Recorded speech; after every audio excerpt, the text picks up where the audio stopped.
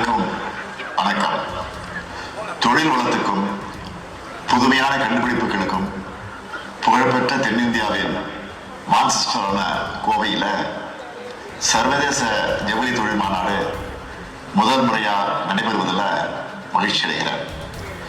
இந்தியாவின் இரண்டாவது பெரிய பொருளாதாரம் கொண்ட மாநிலம் நம்ம தமிழ்நாடு.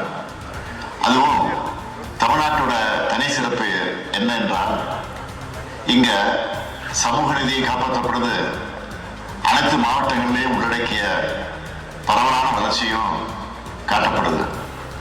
அதனாலதான் நம்ம திராவிட மாடல் ஆட்சியில ஆட்டோமொபைல், ஐடி, காலணி உற்பத்தி, மின்னணு பொருட்கள் உள்ளிட்ட பல துறைகள்லையும் முதன்மை மாநிலமா தமிழ்நாடு உயர்ந்திருக்கு. அதுவும் ஜவுளித்துறையை பொறுத்தவரையில ஆயத்த ஆடை ஏற்றுமதியில தொடர்ந்து 5 ஆண்டுகளா இந்தியாவின் மிகப்பெரிய ஏற்றுமதியாளர் என்ற பெருமையை தமிழ்நாடு பெற்றிருக்கு. இந்தியாவின் ஜவுளி வணிகத்தில் தமிழ்நாட்டின் பங்கு மட்டும் 33 விழுக்காடு. நேரடியா 31 லட்சம் தொழிலாளர்களுக்கு தமிழ்நாட்டின் ஜவுளித்துறை வேலை வாய்ப்பு வழங்குது. இதுல 60.12 விழுக்காடு பெண் தொழிலாளர்கள் என்பது கூடுதல் சிறப்பம்சம். நம்ம திராவிட மாடல் ஆட்சி அமைஞ்சதும் துணைநூல் துறைன்னு தனித்துறையை உருவாக்கணும். தொழில்நுட்ப ஜவுளித்துறையில முதலீடுகளை இயக்க சென்னை மற்றும் கோவையில் இருந்து 2 கருத்தரங்குகளை நடத்தணும்.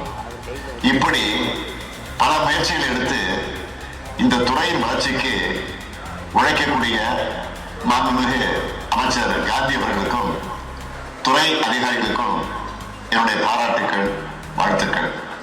இந்த மாநாட்டை மாண்புமிகு துணை முதலமைச்சர் தம்பி உதயநிதி அவர்கள் தொடங்கி வைத்திருக்கிறார்.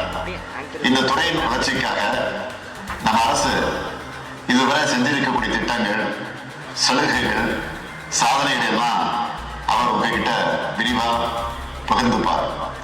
அந்த சாதனையோட தொடர்ச்சியா இந்த மாநாடு மூலமா தமிழ்நாட்டில் ஜவுளித்துறையின் வலுவான கட்டமைப்பு பற்றி உலக வாடிக்கையாளர்களுக்கு போய் சேரணும். சர்வதேச முதலீடுகளை ஈர்க்கணும்.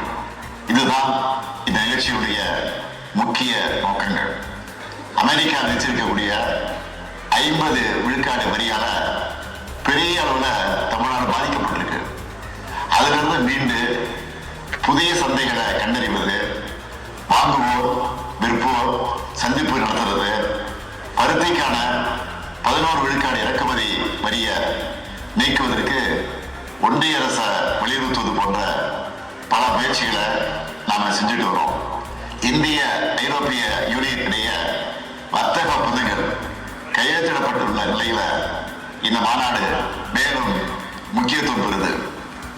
ஜவுளி தொழிலுக்கான கண்காட்சி, ஃபேஷன் ஷோ, வாங்குவோர் விற்போர் சந்திப்பு, கருத்தரங்குகள், விருதுநகர் அமைய உள்ள PM மித்ரா ஜவுளி பூங்கா தொடர்பான ரோடு ஷோ ஆகியவை நடைபெற இருக்கு.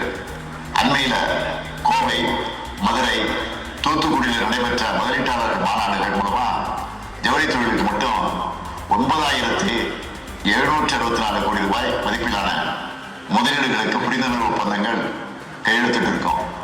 இந்த மாநாட்டிலையும் 915 கோடி ரூபாய் மதிப்பிலான 55 புரிந்துணர்வு ஒப்பந்தங்கள் மேற்கொள்ளப்பட இருக்கு. அது மட்டுமல்ல, தமிழ்நாட்டின் ஒருங்கிணைந்த புதிய ஜவுளி கொள்கை 2025-2026 இன்னைக்கு வெளியிடப்பட்டிருக்கு.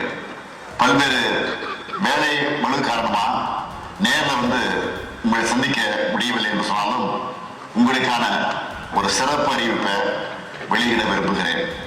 பல்வேறு தரப்பினரின் கோரிக்கை ஏற்று ஜவுளி நிறுவனங்களுக்கு அதிநவீன நெசவு மற்றும் பின்னலாடை இயந்திரங்களை கொள்முதல் செய்ய 20 விழுக்காடு மூலதன முதலீட்டு மானியம் வழங்கப்படும்.